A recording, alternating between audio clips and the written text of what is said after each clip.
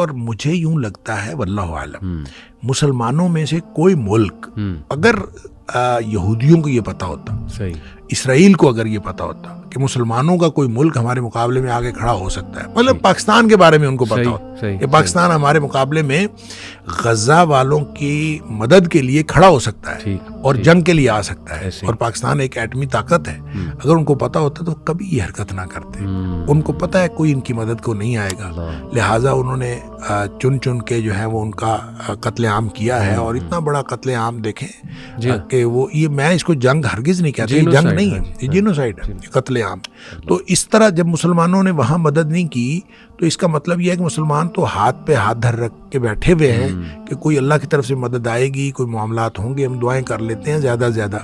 تو اصل معاملہ یہ ہے کہ جو جنگیں ہوں گی، جنگیں تو بھائی لڑنی پڑیں گی، جو خروج الملحمہ ہے تو جنگیں ہوں گی، تو ایک جو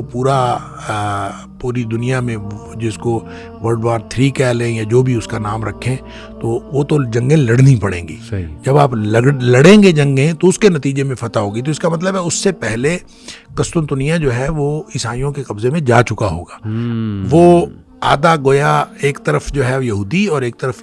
عیسائی۔ اس کے بعد جو جنگیں ہوں گی، ان جنگوں کے نتیجے میں جا کے جب یہ جو امام مہدی کا ظہور ہوگا، پھر ان کی جنگیں ہوں گی، پھر ان جنگوں کے نتیجے میں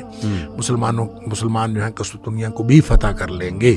اور پھر اس کے بعد جو ہے وہ دمشق کے اندر جو حضرت عیسیٰ علیہ السلام کا ظہور ہے، وہ بھی اسی دمشق کی جو جامع مسجد ہے اس کا ذکر آتا ہے کہ جامع مسجد میں وہ ان کا جو نزول ہوگا، پھر حضرت عیسیٰ علیہ السلام جو ہے وہ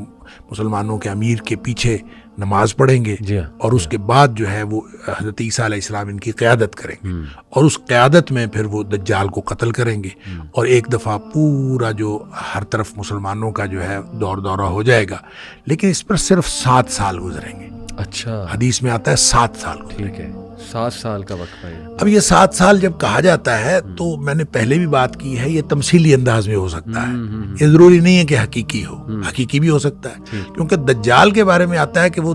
زمین پر 40 رہے گا۔ اب یہ 40 دن ہے، ٹھیک ہے، یہ 40 سال ہے، یہ 40 کتنا ہے، ٹھیک ہے، اور 40 دن رہے گا۔ بعض نے کہا ہے کہ پہلا دن جو ہے وہ 1 سال کے برابر ہوگا، دوسرا دن 1 مہینے کے برابر ہوگا، تیسرا دن 1 ہفتے کے برابر ہوگا، اور باقی دن جو ہے وہ عام دنوں کے برابر ہوں گے، اور اتنا عرصہ وہ رہے گا۔ بہرحال یہ بھی ساری چیزیں تمثیلی انداز میں ہو سکتی ہیں کہ نبی کریم صلی اللہ علیہ وسلم نے فرمایا کہ دجال 40 دن رہے گا، کتنا عرصہ رہے گا واللہ اعلم، اور پھر اس کے بعد 7 سال کی بات ہے۔ تو ان 40 دنوں کے مقابلے میں یہ 7 سال، 40 دن کے مقابلے میں تو 7 سال بہت بڑی مدت ہوتی ہے، لیکن یہ کیا کمپیریزن ہے واللہ اعلم۔ اور اس کے نتیجے میں 7 سال مسلمان گویا پوری طرح سے اپنا وہ جو عروج ہے وہ انجوائے کریں گے۔ پھر اس کے بعد نبی کریم صلی اللہ علیہ وسلم ایک ہوا چلے گی، ٹھیک ہے،